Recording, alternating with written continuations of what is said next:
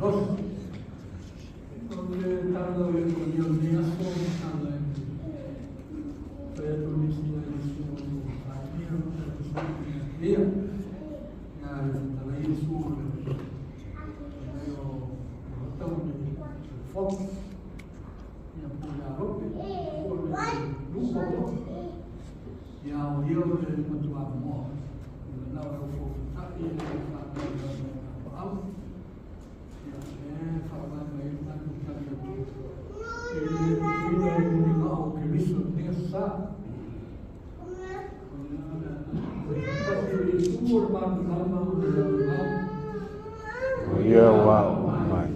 Inna ya tatu fayapia alwena tu salava ya sam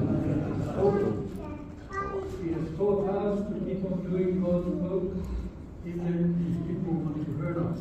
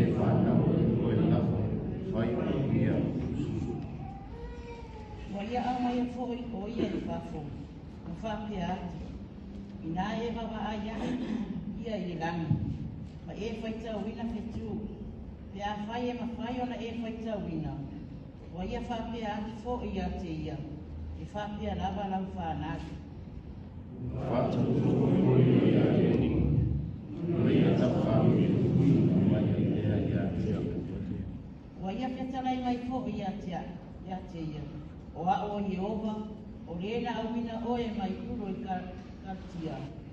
Ina ia foa ina atu ai ia te oe le nei lava nuku e whai mo tofi. Whai atu mea ai, e atua, se atu mea o tino ai e whai mo tofi e nei. Whiwhena ina ia o ia ia te ia. Au mai ia ia te a o povi fine ua tolu o tausanga. Ma se oti fine ua tolu o tausanga. Ma se māoe puha ua tolu o tausanga. Ma se mantangi, ma se tamailupi. Mahana lea ia taisi motu whātahani kasi le kūne kasi le tū. Au hawhere o ia le moina. O wherere I fofo I manu whe ai tino o manu mamate. O na tuturi ai ea I anu ramo ia te rātou. Tānu tūna, maurea ia ramo le manas. Au tōi, le mtako le pōmu te tawa o ia te ea. O na whetarai mai eire o ia anu ramo. Ia eiro le lei, e au maulau whanau inu ese. E nofo polonga fo I rātou ia te rātou. E whātinga aina fo I rātou e rātou. O tausanga ia e whāse furu. Whāse rāku. Manu fōi lātu te nokoro mai. O tāwhareina, mui ane lātou te o mai ane o te. A o oe, e te aru atu mai while e mui lo tama. E tanu ia oe pe ana, pe a e matua toi ina lawa. Au mao tūnawala, te koe te mai e. Wao mea tōtoia sa ui le o. O fo ina moto le la. Ma ua pōki uri, whao ta fo o le onga au ua anua e ai le asu. Ma le la lepa ua mua I le wā, o nā lea, mai ua ina, whai tāu. Lea sama mea, lea mai mai o marora. Wapeani, o koina mai o whanau e. Nā kua mai tapu ai pitu, e o atu ai taiti, e wai tapu I ruatia. Tusiro le ua o le ano mai lea I le whengai ngā fōu. O le lupa si tolu, whai upe tosu mai tasi, se whangata mai sifumu, se tosu mai lima. Lupa, se fumo mai tolu, tosu mai tasi, whangata mai tosu mai lima. Kai tātou pai tau whenga masani ai. O rea rā maaso o mai ai, isi o le au wharasaio. O pai mai a te ia, anu ia oe, nā ni baba, a wāo he rota, wana ia whasi o tia ia te oe.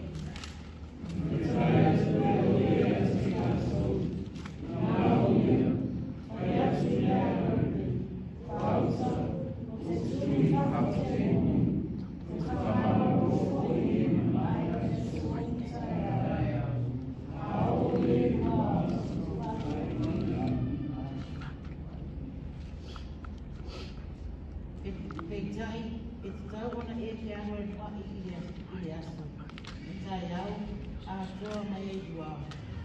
A wā e lema whai lava ona whao, ona whanau se perfecta I se tasi lia. Na o Jerusalema lava. Jerusalema ai, Jerusalema ai, leva seu tia perfecta, tongi maha e te hau nasi a te oe, o se la o mana na koto na whakana, le roa na o whataka na whai na rima au, a e mawhai tō. Whai tau. Au tata, tua o tūrai, au tawai atu te o tō. Mone e tō. Se o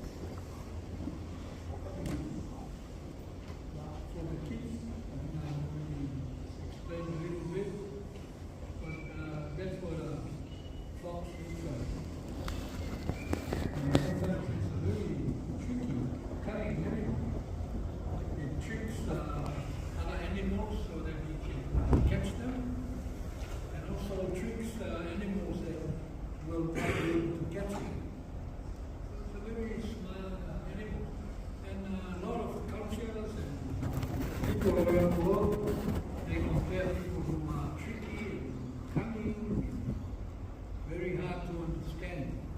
They compare them to foxes. Oh, he's a fox. Not like Adokar. Adokar is like a fox. But I think it's because of not really knowing what he's going to do. That's why we call him a fox. But now everybody knows what he's going to do and everybody catches him. So he's not really cunning anymore. But the fox is a fox. On the other side is the hen. The hen is something that we all familiar, especially us people back in Samoa. The hen is always around the house and having lots of chicks. And when it rains, or when it's windy, or when there's danger, the hen always kind of gives a special sign and sound.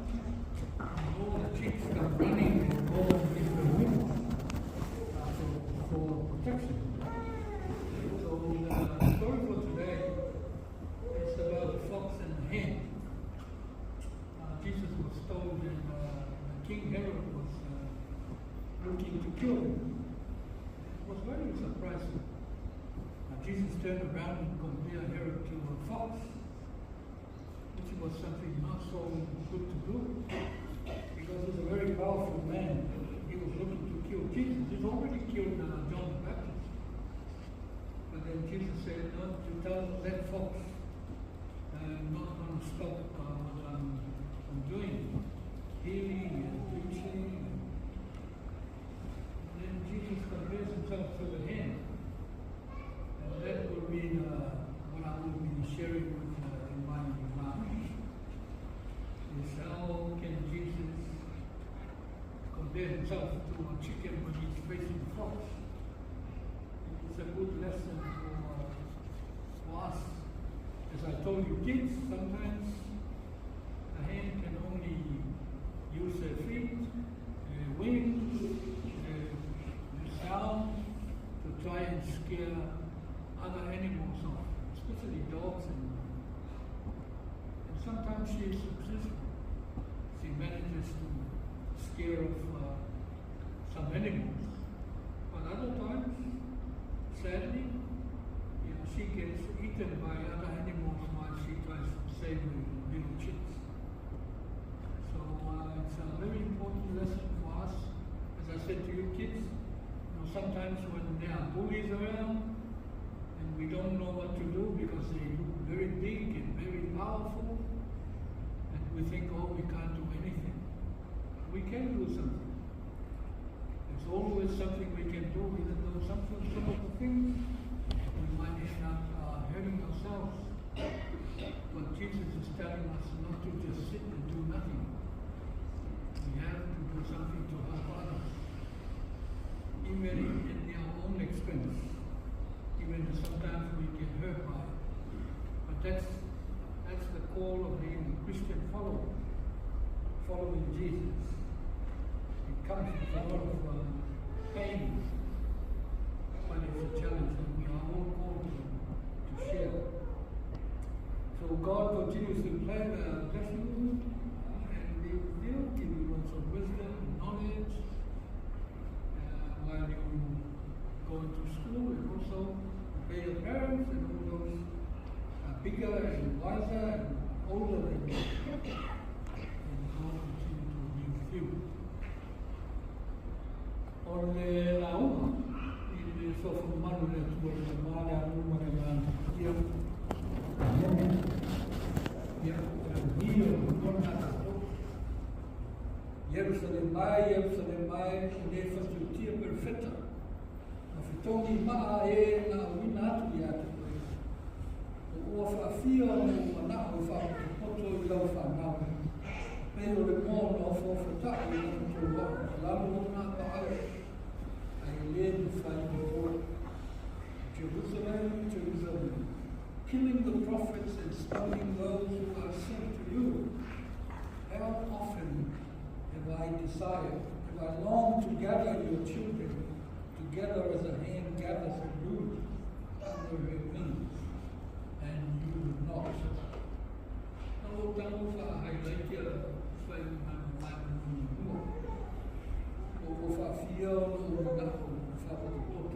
whanau. Peo le moa o fofutai na mutoa. I lalo nā ka. Ai le nā whaitou. E peo tau whamatanga atu I le whanau. O le tarilea Iesu. I nā moa whakawatu ia te Iesu kaki lama whanuta. Peo le esa I ni le tupo e rota te smuti ia te. Ia ona whaidou sita na Iesu. Ka o leo e rota o le anope. Kuku ia leo ka whai ue lusa talenga Iesu.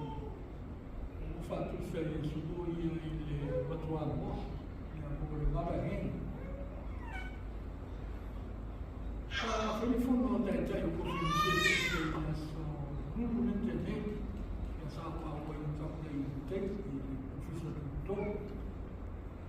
Sa whasoa I le presidente na kanisia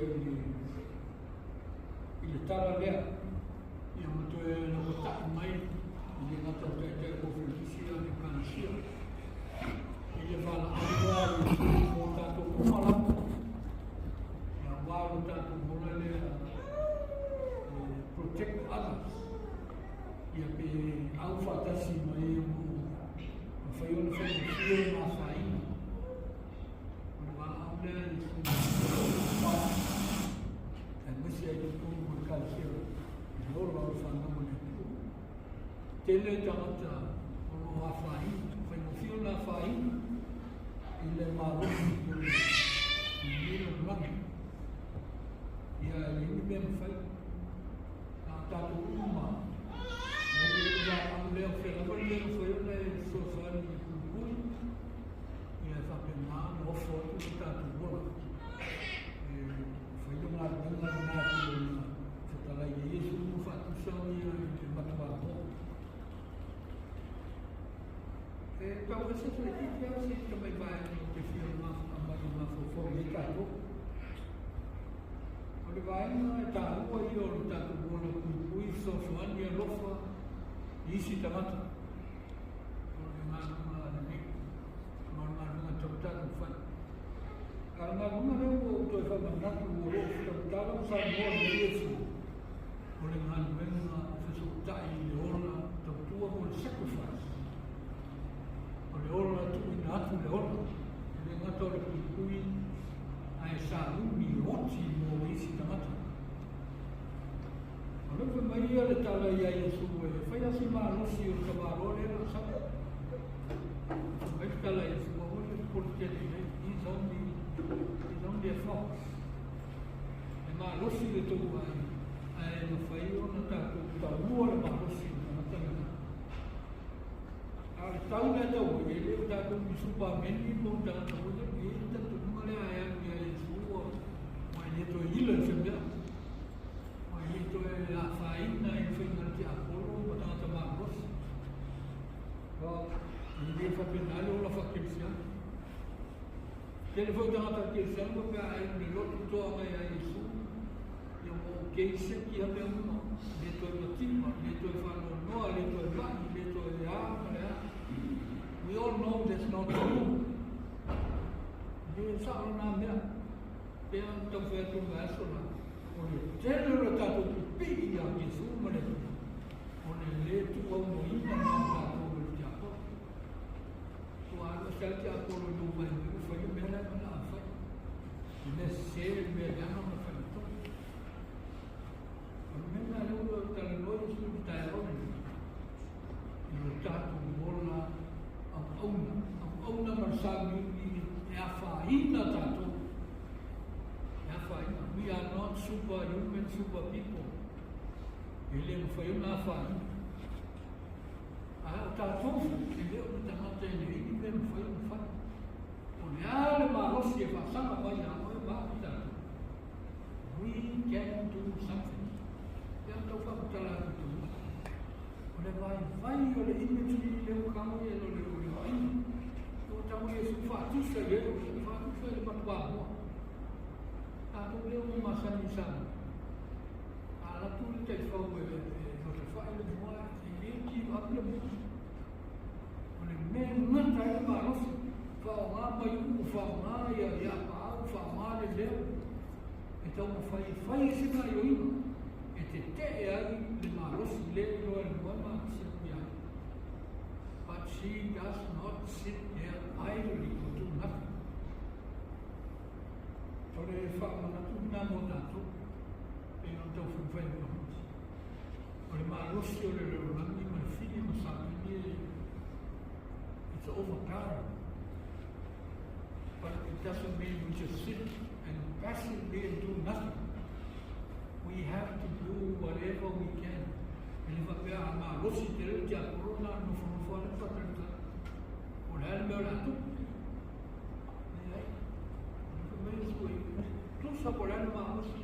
Even in our weakness, no, I am a single that I don't wait, in my rough one.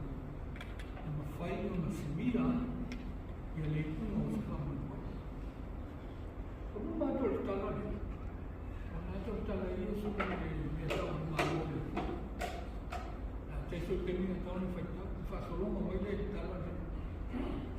Whakusara mātou le atua le whakosinati, le tatu māsani hei. Tuku mā vema la ako mai mātou o whamai. Te whakusara mātou le atua, ila mea whawheta. E lai titi, e atu e parunga o tau nuu e whamau se. Pea no o tāku mo so, o le māro le atua, o tau nuu e whamau o le atua, i so se mea o le rama te me. A whai e mai, te ngata e toi mārosi mo māro ro, nā o mai le māro le atua. A mativa le ngata e tuku toi te maa aima. O le whaia nā whaulima o le māro le atua. A mua sama to e whawhawina to Saramo. O le mānore nā le.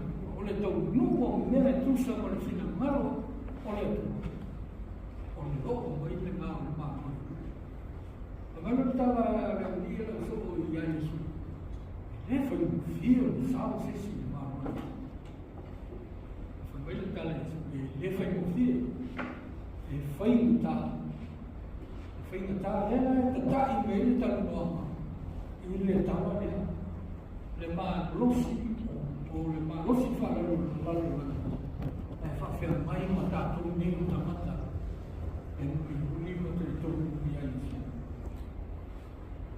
E whaile, i le tāra me whakasai tātou. O le tāua o le wima o le sacrifice o le Rosi tau kura whakitau. Nā tō wari ane moi i tāna nei kua i le whawingu tuai. I le wharinga nena whai a. E ta whasi, e ta pari i tōnu o le mātu tōnu o manu e te whasi. O le whainonga o le ora o tāna te ui i tōnu o le tau o le ora. Wofo i nātu o le ora. O le ora o whai o nā whainga. Nena whai mai o le mera nā nena hau i o whanau. Fasa lau tau sama, e nofo polonga ai, pa polonga te mata, ai toi wha ea e le, te ima e se mai. O le wima le nā ana, i una tāku tau whai, e whai se mea e ngata i o tātu mātu. E wha mai e tua, te mai mānosi ma ngai o ima, ma o tātu mātu whonga. E wha tuku o li se mea, whai uma whasa roto, wha ora i si te mata. O le kōpū, ma le wala wina le nāo tātou umarama.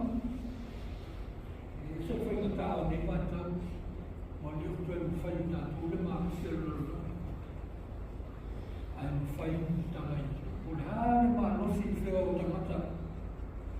Ai le mwhai le mākusi atu le mea whio o tātou wha. Whatever small things that we can do depending on God. E whaatele i whaatu e o le hāre se te mai mea. Whai unai whai pare me siri o te ne mani. O lo nofo ai ane te mai tulai a whai nai ni se usi. Nai a whai nā e te nofo. Ia mai me ane tuku e nā tō mai le our own business. Oh, what can I say? What can I do? We can do things. We can do things. So many things. Tō ai tātou ora whi tau ma. Te siri mia tātou. Then whai nā mai tau mai ruma tau mai ruma. e a whakata whakatatu mai a tātou. Le marosi le nei a au i nā whaiuna whaiziru mōna te tuomoro mōna pūna. Nā whakumoe le whaketu toko ai a mō e tātou. Ai tātou mōma vi i ai le le marosi ma le mawhi whaiuna tātou. Ia o tātou, o le leo, o le whatawa tātou te maari e tātou. Le maari o le tātou me Jerusalem mai. Olha foi o trabalho lá do outono, o fácil é o profeta, o fácil é o profeta. Olha foi o mato, a mata é o olho, foi o mato é o lobo que se vê das. Olha tu ia lá, tu ia lá, tu quer tu, ele mesmo está o aí. A sua parte está lá isso, fazia o não me mandava fazer foto do fana. Olha como ele não o fana. Ao no bar meu le marosi falando ao bar le pouco foi uma suie calestia suie aí o fala não fala leva aí matua da o mama o fazer mata o foi mesmo a foi mesmo o mata na se fa o poto vai lá na pa ele pode botar tudo mal no fala. We are the ones called in lalo of our is. Apa au na de foi suie no ainda suie mano.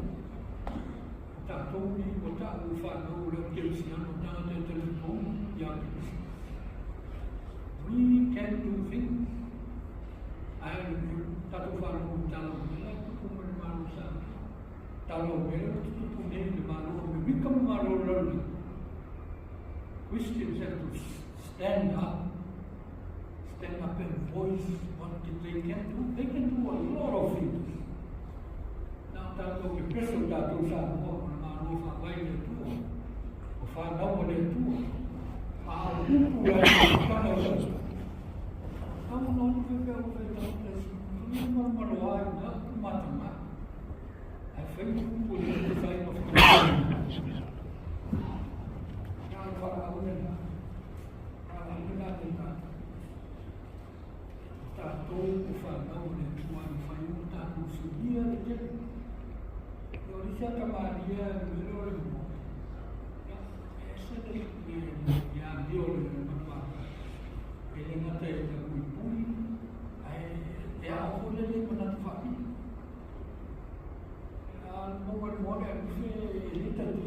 Tapi kalau macam ini contohnya, mula ini teman orang aku teman motif dia, ini boleh musuh bulan ini. Susah dengan aku, boleh awak jatuh ilalo apa aku tiba, memang dia orang. Aku menolak dia, waktu berbuat Fatu de hola, Jesús tato.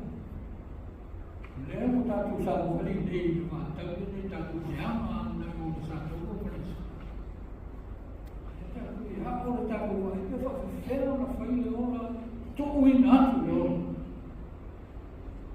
Ya o la ro pa o isso, ele o sisi na. Ne mate le pui tato ma quer de to a fa bo ai o tātou ne i le solifua ma le ola o keriso o tātou wanga atu le whaino le mea tāu le ola whai tāna ia e he mate le ola whai tāna o le ola to e whātu hina ola to e whātu hina me kuku ngāu whai tā ia e mi se le mani parauti e tātou mātala tātou tāpena Mai tau tā ua ni, tātou ola, ola tātou ki a nai atu i roa, tono tātou ola whatu. Ola sacrifice ko ola ki tā mamo, ki miso ni ola ki tu mamo. I leo se ola nā whako ngatu se mena whai Jesu, ola, i le ola ki tau na e soi fua o ola. Ola nā tau tātou ki bia i o langa ni nei,